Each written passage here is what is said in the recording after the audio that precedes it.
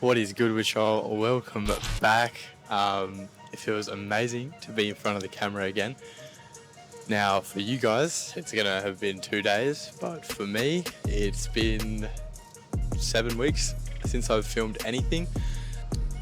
Now, what that also means is that because it's been so long, and obviously those 7 weeks have been filled with uploads, this is the first video that I have filmed since starting to upload on YouTube. And I just want to say a quick thank you to everyone that has supported so far. Yeah, I just absolutely could not be more happy with how things are going. And it's been so good to see so much positive feedback from the videos. I've got some really fun videos planned. I haven't gotten to shooting them yet, but I have some on the way that I think are just gonna be so much fun, and I just cannot wait to keep growing this channel. We're obviously still in like the super beginning stages. At the time of recording this video, I literally have like 70 subscribers, but mark my words, one day we are going to be up there with the big boys. So enjoy the slums while we're here. But yeah, let's get into the video right now, starting with the stars, and saw the glorious light of 1,000 suns. Now, blinded by this elegance, how could my purpose be anything but dark? Star villages sundowns ignoring the flesh, until I understand. As I'm the holy god. His screams like the soothing hum of insects that buzz. I keep it caged, but I can't control it. So Thankyou can kill me. Behold my curse. And I just can't hold it. I never die until all life ends. Control it. Now I am the world ender. Somebody come and save me. Aspect of change! Now you die! Let blood be our sacrament! Like a monster. Fight or be forgotten! I am Atrox! I am the world ender! There is no escape from the world ender! I'm in a cage within a prison. But this foul thing reminds me of my purpose. Hit under lock and key. I should regard their cries as brain speed, waking to the pits, broken and I will laugh and serpent thee, and thunder the filthy uniform! Everything within is just beneath the skin. That I feel like a monster. Become Hate what I've become. The nightmare's just begun. I must you would confess. fight me? Feel like a monster. Let me show you! Just beneath the skin. I feel like a monster. I offer you victory! Follow me into destruction! In the dark, his teeth are razor sharp. There's no escape for me. It was my soul, it was my heart. No one can hear me scream. Maybe it's just a dream. Maybe it's inside of me. Stop this monster. I feel it deep within. It's just beneath the skin. I must confess. I hate what I've become. The Take everything from them! Become the world ender! I feel it deep within. It's just beneath the Bow skin. I words! must confess. Bow before the world ender! Alright, so a little bit of a different switch up. Today we're going to be doing some voiceover, not because that's how I originally planned it, but because my gym had the music blaring at 200 decibels and all of the fans going on full bore. So basically all of the audio was not corrupted, but pretty well unusable. So I'm just going to be voiceovering the whole workout instead. So we're starting off with some warm-up T-bar rows, and this is our first exercise, pulling straight through the mid-back, letting those shoulders round for some extra eccentric load going to the bottom of the range of motion. And as anything, when you have the lighter load on there, it's most important to be focusing on form. And then we're just going straight up to 2 plates here. Now, this is still not a working set, but it can be a bit shady to jump straight from 1 plate to 3 plates. So getting another warm-up set, but with a little bit more load, just helps to prepare the back, especially as a first exercise. Now, typically I might have my wrist straps on here. Yesterday I didn't. Some days I just choose not to. But today was one of the days I chose not to, clearly. And this, so you can see I'm going a little bit faster. I'm just trying to force a whole bunch of extra blood into my back before the working sets. So this is our first working set, so 3 plates. And we're really trying to control both the eccentric and concentric. As much as we can limit momentum, that's what we're going for, obviously in all of our lifts. But particularly things where we have such a stable base like a chest support, it's like when you have a benefit like that, you have to capitalize on it. So that's why we're doing that. And then our next working set is slightly different.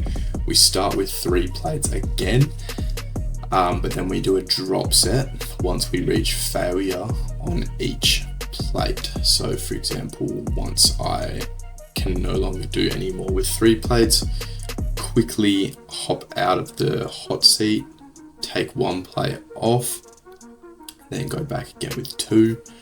Now, something to keep in mind when you're doing a drop set like this on the T-bar row is that you'll see me there, I put the plate right underneath where the T-bar would go down if I was to drop it, because sometimes when you're going to ultimate failure, it's like you won't be able to pull the handles up high enough to re-rack the weight. So it's just a considerate thing for the gym goers around you to put the plates underneath so that you can at least not drop the bar so far, because obviously it'll be louder the further you drop it. So we've gone from 3 plates down to 2, and now we're just back to 1. Now it's the same thing again, like you want to be focusing on your form. Here I'm going a little bit fast because, same again, I'm trying to force a bunch of blood in there for the rest of the workout. But you can see that I'm still going to the full eccentric, stretching and rounding those shoulders and then pulling all the way up through my elbows. But yeah, that's going to finish up that one, and I'll let Char take over from here. The pump cover's coming off only 1 set in, which is a little bit unorthodox. But I want to show you guys how to know whether you're engaging your lats properly for pull-ups.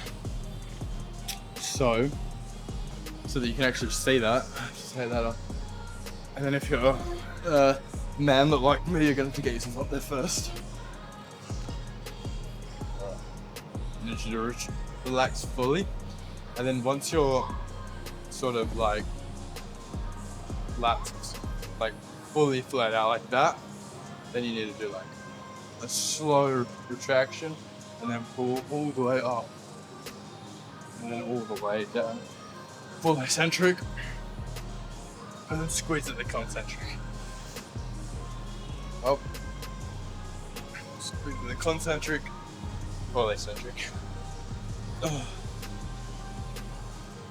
Now, if your form is good enough and you weigh more than like a gram, then you don't probably need to add weight, but I don't know, be my guess. I might go grab the belt and chuck the plate on, but we'll see how the next set goes when I'm not talking and I'm just focusing on my set. And I'm also gonna go grab a block to get myself up there. So, that. Now, something I will say is that as much as I love this setup where I'm doing these pull-ups, I probably do prefer just like your regular straight bar. So it's just something to keep in mind. I'd do it that way if I were you. And then the way to superset this is by going with the like close neutral grip as opposed to like some coordinated grip, wide grip. It's just a bit more comfortable and you're pulling from a different position. I'll probably find that almost might engage more of my lats when I do like a really close grip pull up. So I'll show you what that looks like. That's just a different variation. Oh. And then this is just that other variation with the close grip. I would recommend supersetting, as I said, just so that you can get a little bit extra oomph just by changing your grip. It can honestly make a massive difference. Even just having like a 2-second rest for your forearms is all you need. Focus on your form. I think a lot of people kip when they do their pull-ups. So like kicking the legs, sort of like looks like a dolphin. Don't do that. Bad. And try to limit your momentum as well. A great way to do that is by focusing on your form. So if you get that full eccentric, like to load up momentum from there is much more difficult than if you go like half roll and then you're pulling straight from there. That's pretty easy to build up momentum at that point of leverage. But if you're fully at the bottom of the eccentric, it's you have to do the work to get yourself out of that hole in the first place. Alright, next exercise. Alright, next up we have barbell rows. Now you'll see me doing some pretty lightweight in these demonstrations just so that you can get an idea from what I'm talking about. So this one here with my back and head pointed up more towards like the 70-degree angle. Now I would include this when I'm trying to target my traps more.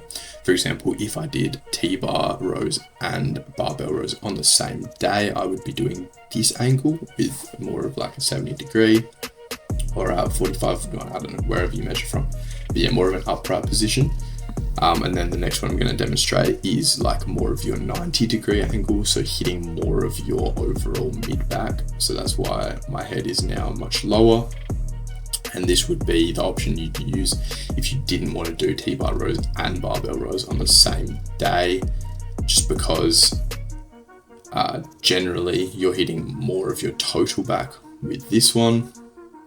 And the other one, you can obviously use your discretion. And then that was me setting up the bench for some unilateral lat pull downs. Now the reason I use the bench isn't so much that I can push against it, but it just offers the tiniest bit of stability, and like if that wasn't there, I wouldn't have anything just to hold me just enough in place so that I can get like less momentum used, even though you can still see me tugging with momentum because I go quite heavy on these. But for example, if that pad wasn't there to like just hold me firm, like even I'm not so much pushing against it, because if I were to push against it, it would go up, like there's nothing holding it down. But just to help me stay in position makes a massive difference. And you're just trying to tuck your elbow right into your back pocket with these ones, and try not to have your same leg on the same side as you're rowing, because then it'll get in your way. And then finally, just some rows with the mag grips. I like the mag grips for these as well as pull downs, to be honest, if you're doing pull downs, because you can push the ball of your hand into the lower part of the mag, and that just helps with the contraction a little bit. And then I just finished off with burning out on just some regular prone hand rows. That's going to do it, guys. I don't know what I'm going to put in this little bit of the video because it's just gone black and that's where the video ran out, but I'll put something for you and then we can cue the sparkles, and I will see y'all on Friday. Thank you very much.